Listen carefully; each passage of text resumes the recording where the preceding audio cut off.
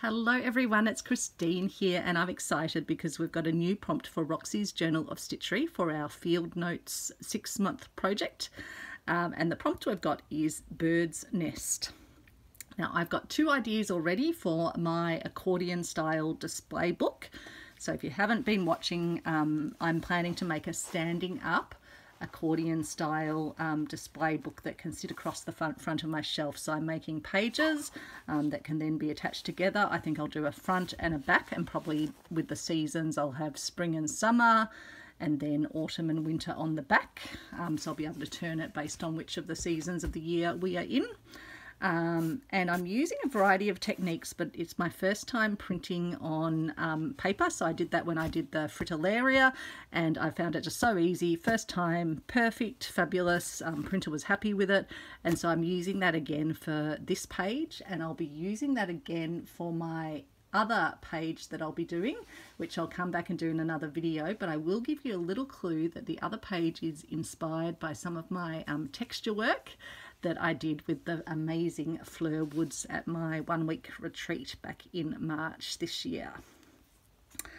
But this piece is inspired by the superb fairy-wren and inspired by an amazing story I heard on the radio a number of weeks ago, I think around the time that the Field Notes Journal was starting. So I've researched the story and I have written the story down, as well as with my own, I guess, attachment, and when I've seen the superb fairy wrens. And I'm planning on stitching into and creating a fabric border around this piece.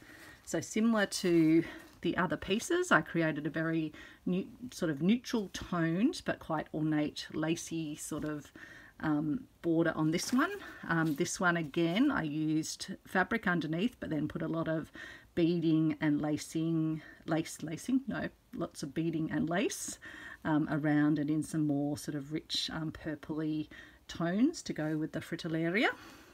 With this one, I'm thinking I'll do a more fabric base, but then have some embellishments, whether it's some things like Suffolk puffs, or maybe a few bits of lace. But I do think I've got the perfect fabric range to complement this one. I'm planning to stitch into the piece to do some beautiful delicate sort of bird stitching that I love to do on the superb fairy wren up there, and to do some lovely stitching into the nest and into these little birds probably as well. So first up, I thought I would show you how and I did show you in the last video, but I just think it's kind of fun how the fabric peels off its backing piece. I keep those backing pieces because I might even be able to reuse them down the track. Now what I did with this one that I think I'll do again is folded the edges where I have sort of made it a bit smaller than the base piece that it will be going on to. So this is the comic board base piece that the fabric will wrap around, much like here. And also on this one, I've also put some stitches in just to hold this one nice and secure. I guess I could probably do the same here, but the glue seemed to be holding the calico fine. So what I'll do is, I've got my iron on, is we can just iron it so that the edges tuck under, and then the area that's left around it is going to be the area where I plan to do my fabric collaging. So I might just grab my nice little portable ironing board, pop it over the top of my fabric, so I think it will be fine like that. Pop this one over here, and the ironing also, and I'll try not to bang the camera stand. Has it actually turned on? No, because I didn't actually plug it in, so we won't iron straight away, but we can get the edges ready to iron. Here I was thinking I was all prepared, but that's okay. Let's consider this performance art.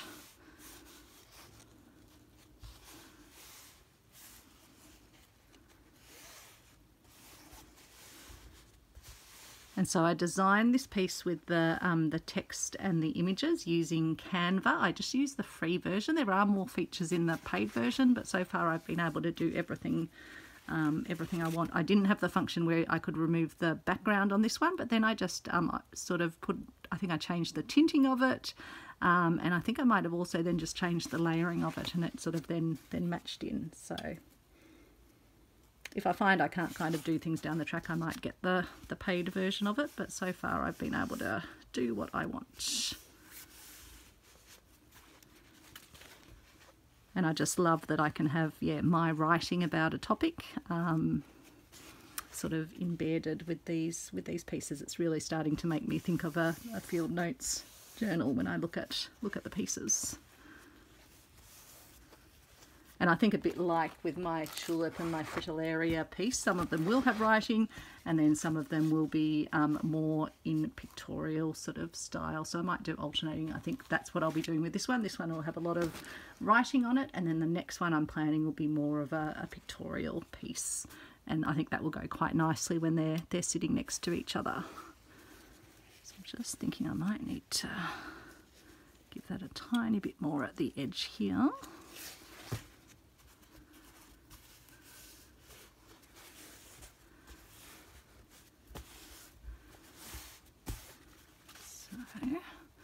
Let's see if our iron has warmed up enough in that time. I think so. And so the ironing also is meant to heat set the design as well. So apparently this you can even wash. I'm not planning to wash these pieces because they're going to be a display book, but it's good to know that it has that, because people use this printable fabric for even for quilts and things that might be washed. And so this just means that I'm not going to have raw edges, so it's going to be kind of good to put down.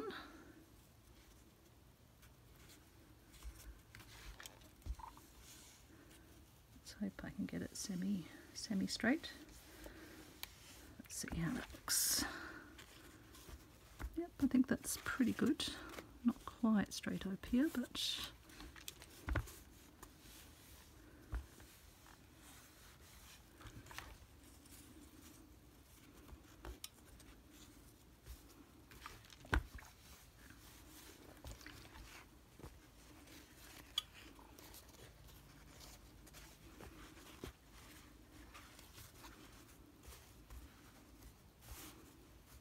yeah, I think that's pretty even, enough to at least make a start. I can always come back and give it another iron if I need, but let me turn the iron off because I don't think we'll need the iron again.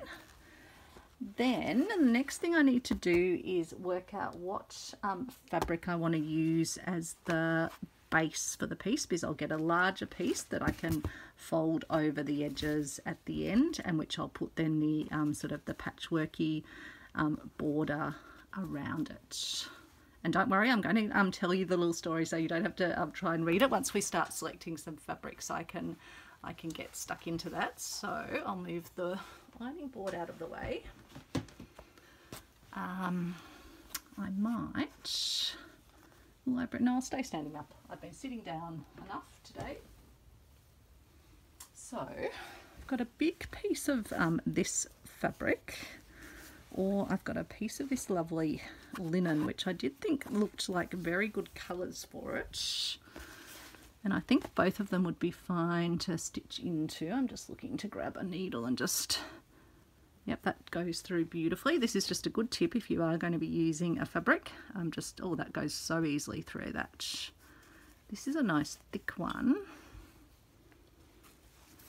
But the good thing with this one is even if I don't have fabric going all the way around, I'll still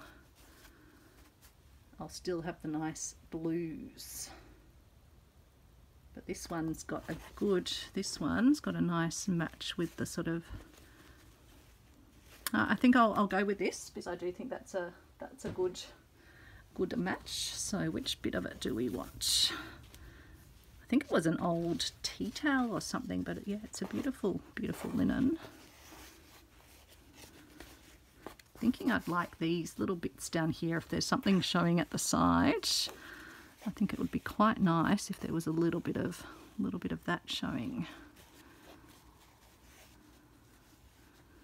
So I guess what I need to work out is where do I want the card to sit. So probably about like that, I guess. Yep.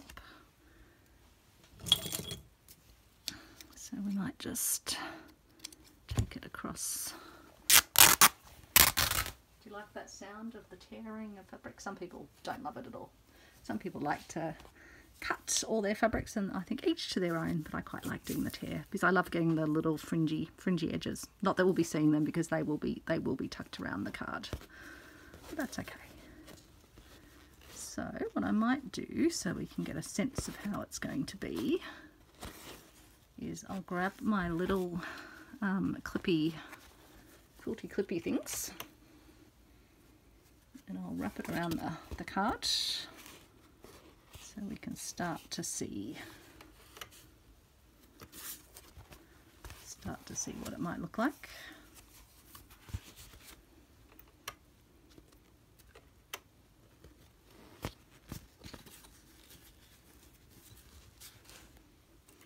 It's a shame when you kind of cover things up because you think, oh, that's really nice too. But that's okay. I've got a lot of fabric, so I don't have to. And you probably, the interesting thing is you might see some little shapes behind anyway, like there's a little bit of extra sort of, yeah, darkness and things. So I think that's kind of nice as well. It almost looks like there might be something pressed between the pages. Okay, so it's going to end up pretty much like that. I think with most of them, yeah, I think I've done them pretty much, these other ones pretty much equal. Although this one I went right over to the side but then left a bit of sort of border over there. So yeah, I'm flexible. I could sort of have more on one side, but I think this one I will probably do central because I am wanting to do a nice little border around it. So no, I'm pretty happy with that. I can still see those little features and a bit up there. So that will be that.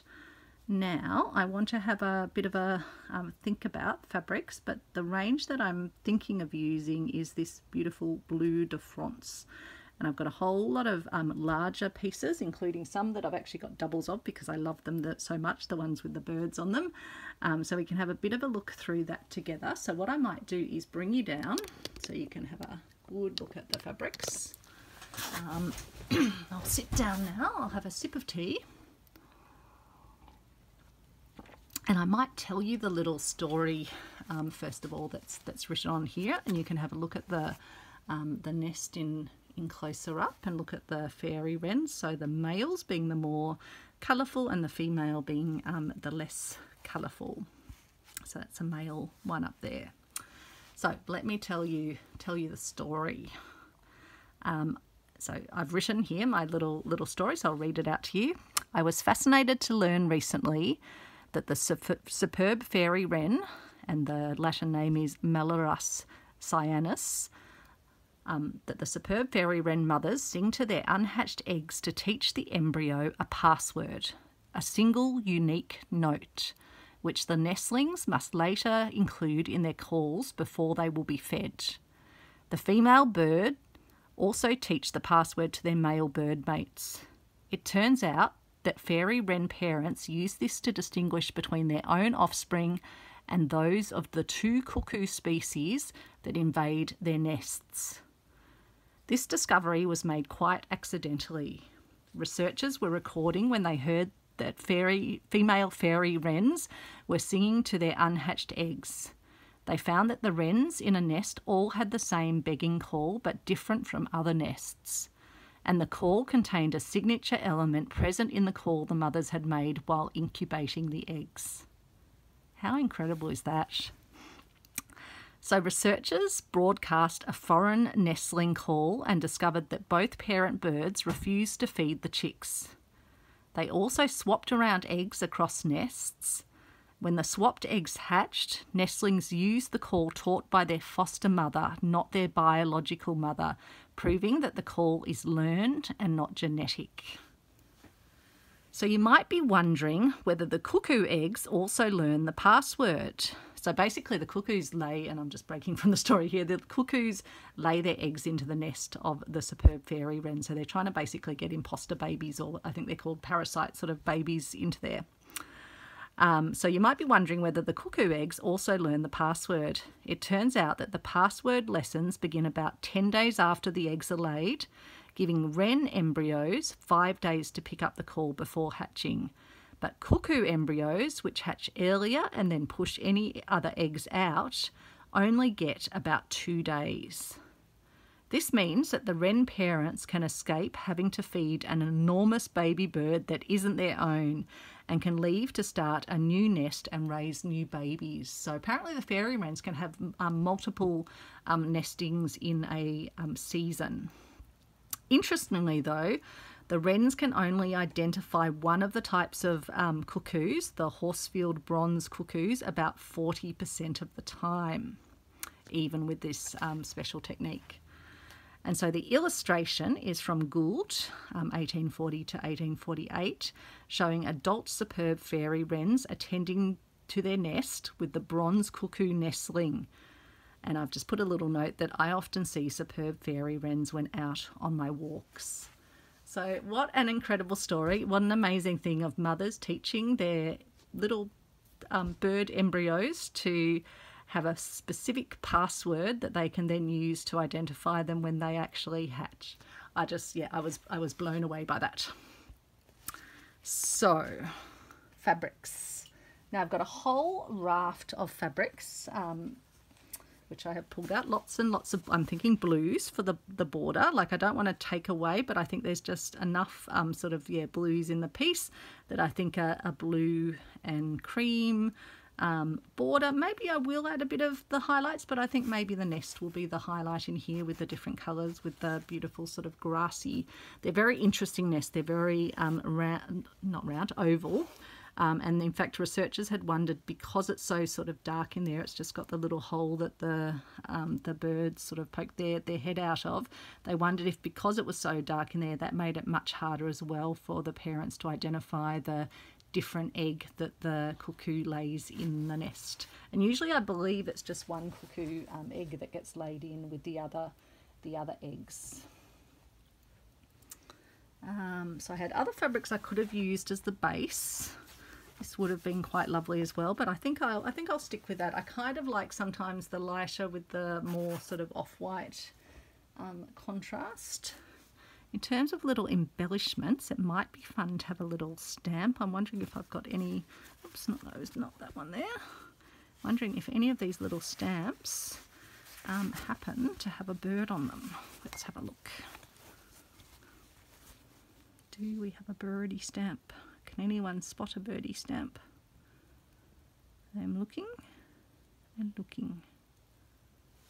There's trees, butterflies, flowers. Don't think there's a birdie one. Butterflies again. Another flower.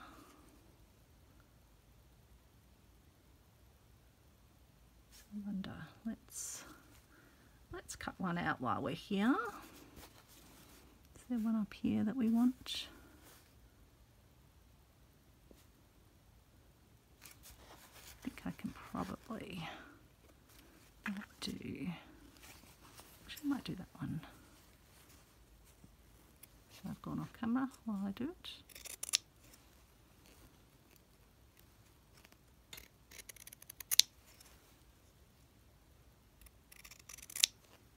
I'll keep that little one. Hopefully I don't lose it, but I thought that could kind of just sit in a little corner.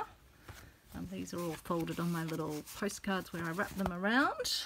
I had a few people asking about it because I'd done a video a while ago, so I just fold it around the postcard and then I tuck it within itself, and it makes a little pocket, which is great for then storing and really easy to get out.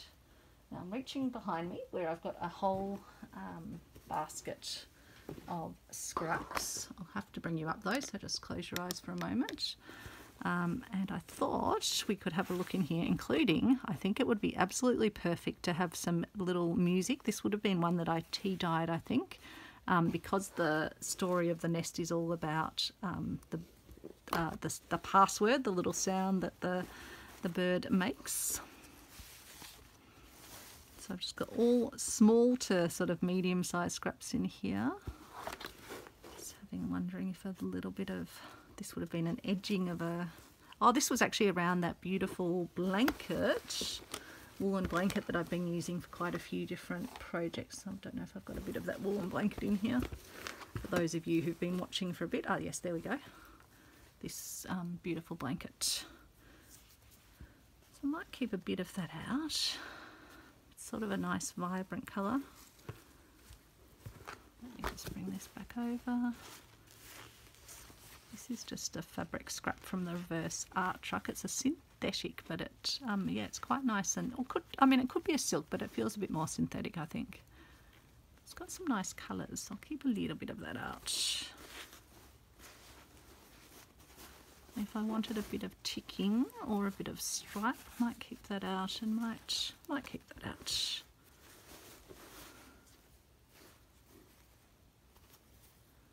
Might be useful to have a little bit of check.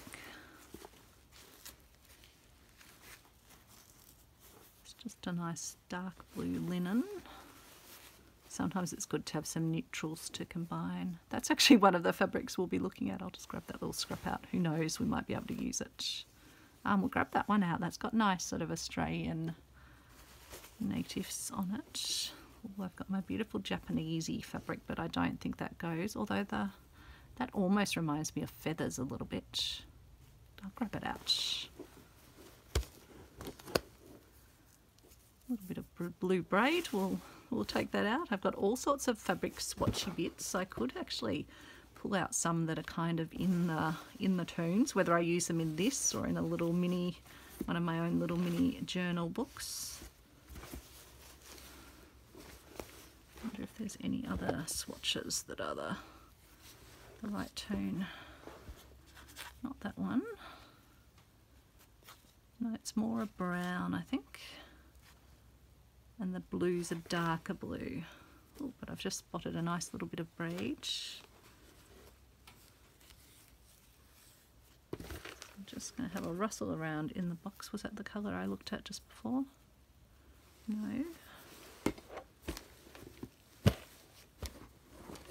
Got some more fabric swatches.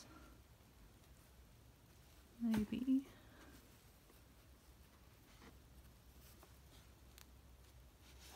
It's almost the grey. There's another grey there. It's a bit more of a greeny grey. Is that the one in the colour? Oh, that's probably a bit better. Oh, and there's a nice dark navy sort of blue. No, that's too grey. It's a browny colour. Oh, that could be good. So yeah, lots in my box of scraps. Another blue there, but no, not that blue. And some more browns.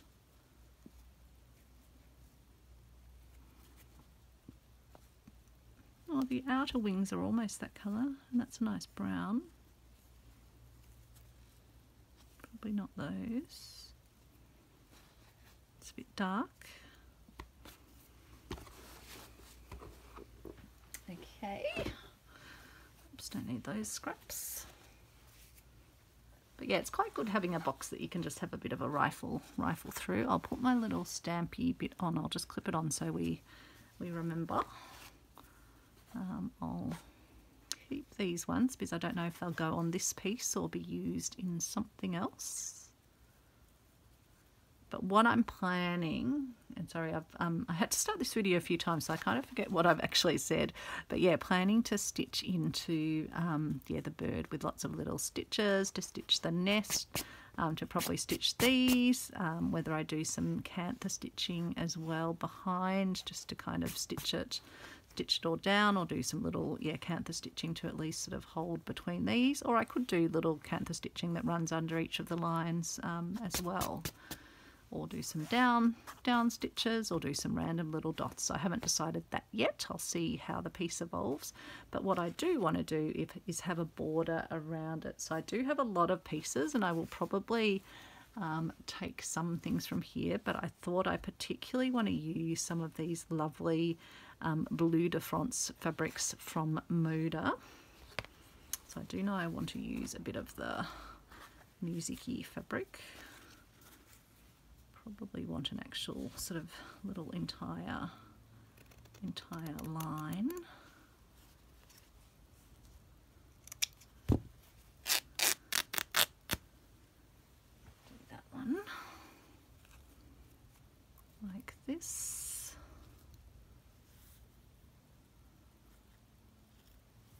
Okay, give that a shake. And I'll keep this little bit of trim because I think that's quite sweet as well.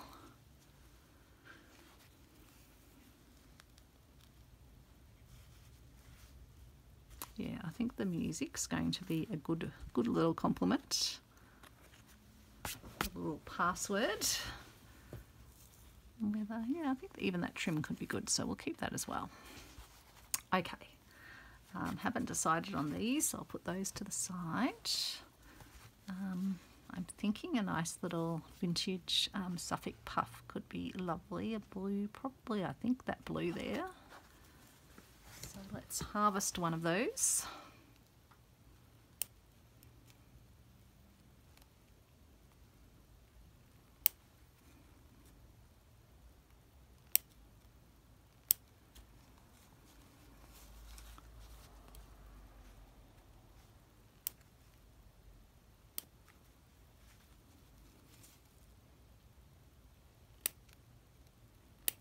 Amazing how, I think I've said this before, it's amazing how well stitched some of these little Suffolk puffs are. Like, it's quite a thick and strong thread that they use to attach each other.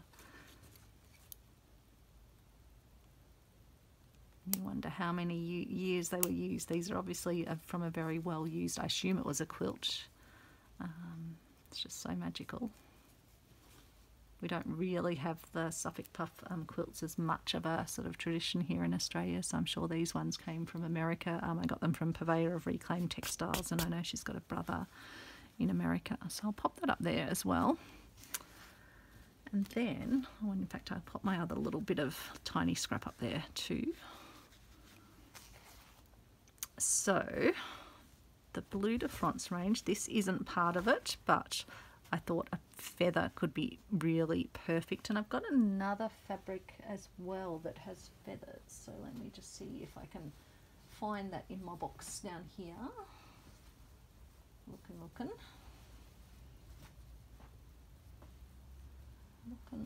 If I can't, it's okay, because we do have, oh, that's another Bleu de France fabric. Having a hunch, not immediately seeing the other feather fabric, so it's probably fine. Oh, but I have spotted something else that I thought could be good. You might have, if you've been watching this channel for a bit, I did some resist printing using my Inktense blocks and using glue as a resist. So I've got this beautiful fabric that I used a little bird-shaped brooch to print onto and then paint over and then sort of wash off, and so it's got these little sort of mini sort of birdie shapes, but I don't think the colour of the brighter ones is going to be right, and I think even this is probably a different colour tone, so I think I will save them for another project. But I think I like the look of this, and I think I actually prefer this to the other feather fabric that I saw, but don't know where I have put now. I'm sure it will turn up. I'm sure I will spot it in a moment and go, there you are, feather fabric. But for whatever reason, it is hiding away from me down in my little box down here right now. Still looking for it, still rifling through, going, nope, I can't see your feather fabric. Not sure where you've gone. But let's select a feather from this that we would like to have. I think I'd like this colour because it actually looks to me like the, let me just see if there's a bit that I've cut into. Oops, and I just managed to dip my fabric into my cup of green tea. That's okay, and splash some water onto my fabrics. So I might just have a look, which feather do I want? Maybe this little one over here will be fine. He's cut a bit close close actually on that edge, so I might just take another one. Maybe this one over here. I think it was this colour I was wanting, wasn't it? Yep. Yup. Let's come in from down here. So I hope you're having a great day. Hope you're having some nice relaxing time, whether it's stitching or just sitting with a cup of tea and watching. Hopefully you are enjoying yourself and finding some joy.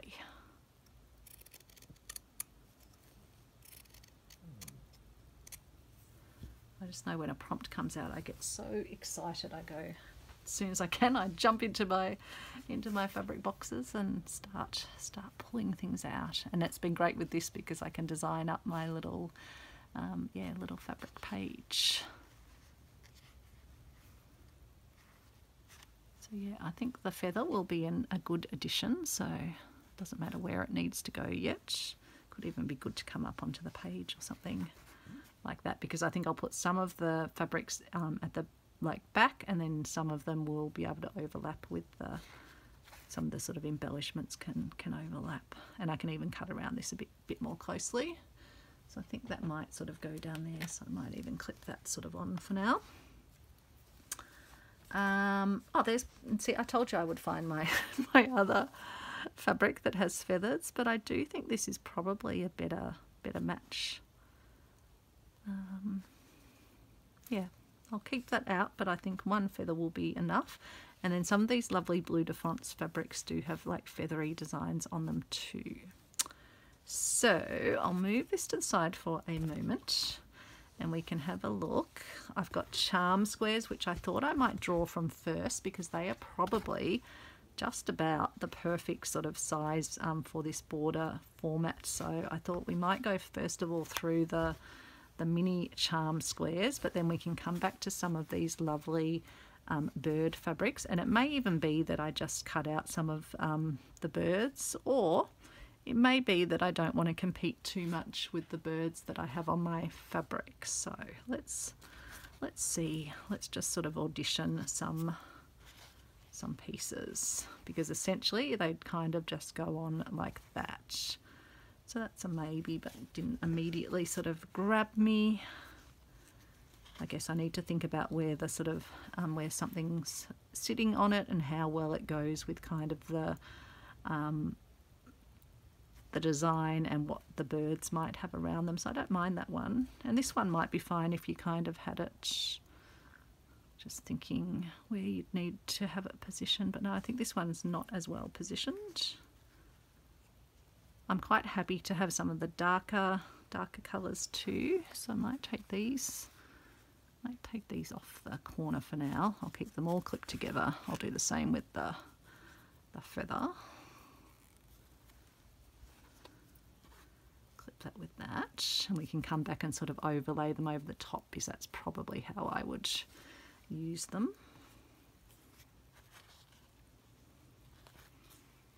So let's say we kind of had something like that. I do like the feathery one. And yeah, the thing that I love about these charm squares is everything kind of coordinates well together. Now I might just bring you up a little bit so you can see as we make our way around. Just check if I can get that in a good position. I'll try not to move it now. So I won't use that one. I don't think I need the plain. And I do also need to think about, don't I? I was going to leave a little bit of some of the background in, maybe.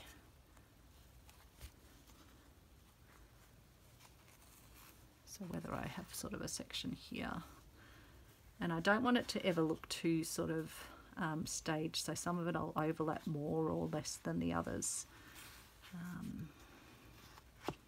And I'll probably cut off the little sort of wrinkly edges. I'm not sure, it probably doesn't matter, but I don't know if something like that would work as a little corner piece, perhaps.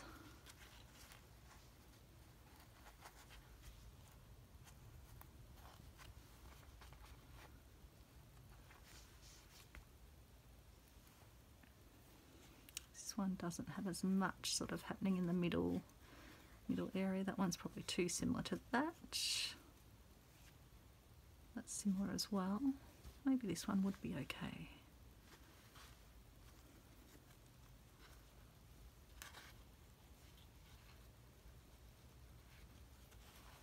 Could be okay. Let's see.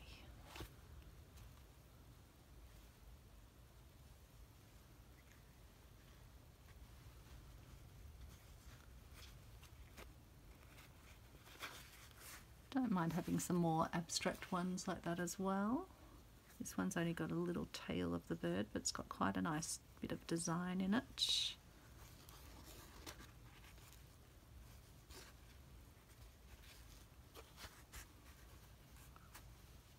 Yeah, you are just going to see the little glimpses of it. This one's lovely. It's almost more like fish scales, but I think it could be nice. I suppose, oh no, it could be like feathers actually. So whether I allow a bit more of the base fabric to show through. This one's good.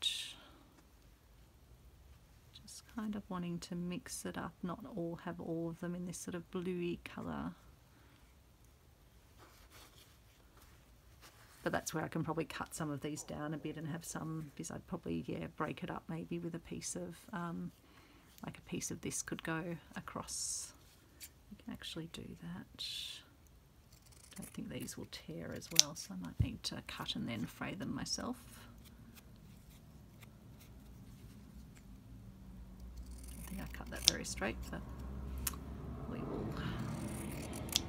will fix it. So sort of thinking then if I have smaller pieces sort of coming over.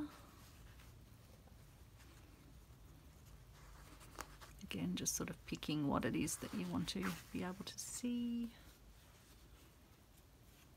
I think because there are browns, I'll bring some of these brownie pieces in, and again that will be a good way to probably break up some of the background.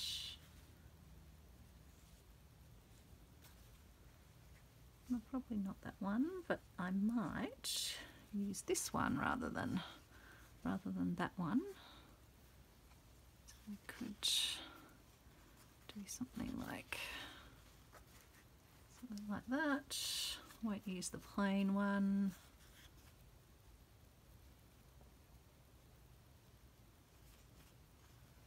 Again, could be nice to use some of the feather.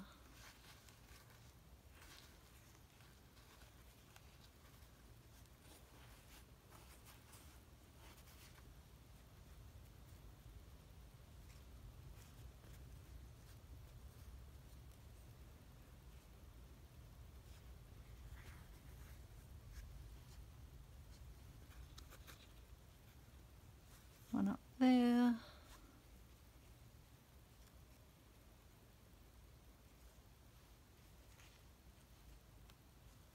Would probably sub this one in because we don't have as much of the dark blue. That one, I've already got that one in.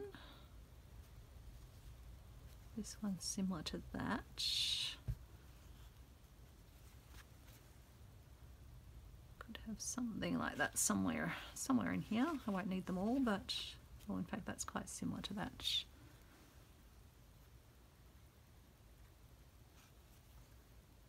Maybe I'd prefer that actually over that little one. That could be quite good there actually, I think.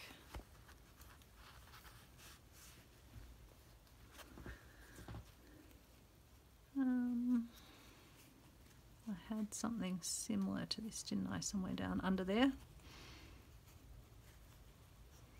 So yeah, I don't think I'm even going to have to necessarily attack my bigger fabrics because there is such a good variety in even just these leftovers. I've used these charm squares for other projects, but there's already so much good stuff.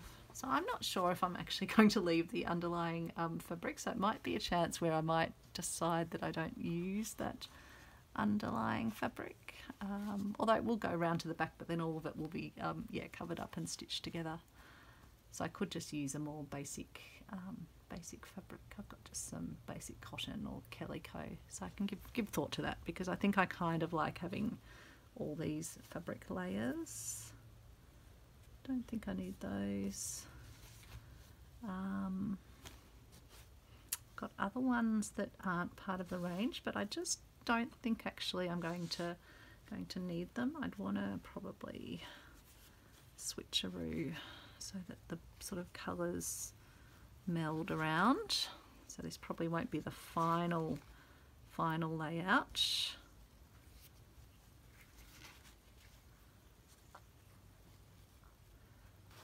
But kind of just thinking about things being distributed and sort of having them balancing with each other. But the idea would be I come up with something, I put them down onto the base fabric. I'll probably use my friendly Yoo-hoo glue to do that, because I find it just gives me a really good base. Then I don't have to have pins, and then I can start yeah, stitching into it.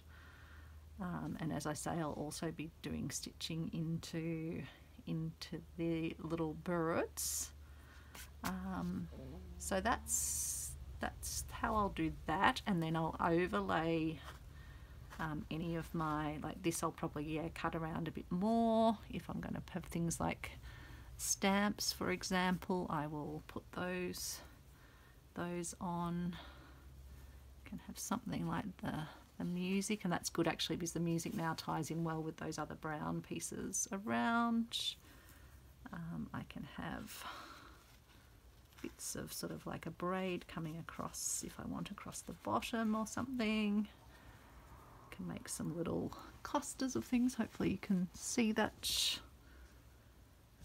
I do have other little scrappy bits, but essentially, yeah, that's how I would be looking to use these pieces. And I may well even use one of these other, let's have a look at these other feathers. I might want a second feather, or I do have other lovely vintage fabric. This is a beautiful linen as well. So I can always supplement more in, but I think I often find with these that you don't end up, it just goes to show in slow stitch, you don't need a lot of fabric, but those little charm packs are such a good variety. And I don't know if I'll need any sort of ticking, unless I use like some ticking or a little bit of something like this as part of a little cluster down the bottom. It's part of an old sort of quilt or table runner, actually, I think it was. But whether I'd even just have a little interesting cluster down the bottom. And then it might just be what sort of, I don't want to go overboard on the laces, but I can definitely sort of have a bit of a look. Oh, and I just found this. I'm also thinking I'll definitely be doing this in my other piece, but yeah, I can add some textural elements in as well, because this nest kind of has grasses woven into it, and it is quite textural, so this little bit of hessian will be quite handy. Some of these are laces that I've already used so far, but even just little scraps making little clusters. I've used that lace quite a bit, so I won't use that one again. But again, some more naturally sort of fibres and things could be really good. Definite possibilities for that. Even making some little sort of nesty shapes might be fun.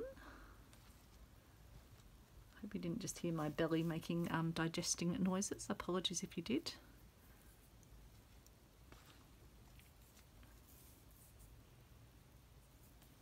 So yeah, don't want to go overboard, but we'll probably just adorn with a few little pieces. Something like that could be quite sweet, just sort of as a little adornment. On my other pages, I have actually done quite a bit sort of coming off the pages, but I think I kind of want to play with different things. And then I also had all my little switchy swatches, but I'm not sure. I might end up doing them in a little mini page. I haven't decided on this one if I might have a little pull out of some sort, so I can ponder on that. But I do kind of like the idea of sampling some of the colours and textures of my pieces into my little mini field notes books, which will go into my cabinet of curiosities. Yeah, I've just got only a small amount of my laces near here, and mostly they're the ones that I've been using recently, so I don't want to necessarily repeat. I think I've used, did I use this one? Yep, I used that one on my tulip piece, but yeah, lots of possibilities. And the other thing I do want to do is use some of my lovely stamps, and I've got some others in my old stamps, but these are the ones that I've got from my friend that gave me these beautiful stamps. I think that was just Alex knocking on the door saying he and Travis are heading off to bed. Alex has had a very busy week this week. All's good. I probably can't say what he's been up to until it's done, which won't be done until a week from now. But it's all everything's good. He's just on a special mission at the moment. That's all I can say. Very mysterious. I know that sounds, but yeah, main thing is all is good. There are some beautiful little bird. Of course, as the way is, I was stamping out birds and all these stamps the other night when I was sending off my packages to my lucky winners of my little giveaway. But for the life of me, can I find the little bird stamps now? Can I find them? Find butterflies. Can find flowers. They're ones this size, so I just don't know where they've gone. Honestly, they must not be in this box. They must be. I thought I put them all in here, unless they're sitting up on my bench up over here. Ah, yes they are. I didn't put everything away. There's one of the bird ones and another mushroom. Was there a bird? No, maybe that was just the one bird one, but I've definitely got other birds in my other stamp. So yeah, I'll probably do a little bird stamp onto probably some calico or something. And that can just sort of go somewhere as well. I could even do it over the top of this other one. So possibilities. And yeah, I have so many things in my craft room that I will have no shortage of being able to add things into it. But I think first thing will be to get the sort of the fabric balanced base, and we can come back and I guess stitch into that and then continue to work on it, do stitching into the actual piece. So yeah, I'll confirm what I put as the backing piece, but yeah, first step, arranging the fabrics and then getting it starting to stitch down and then adding embellishments. So I hope you enjoyed hearing that little story. Hopefully that's given you some inspiration, and I'll be back in a future episode, and I'll just give you the briefest of teasing to work on this one, which is going to be very, very textural. So stay tuned for that, and I will speak to you soon. Bye everyone.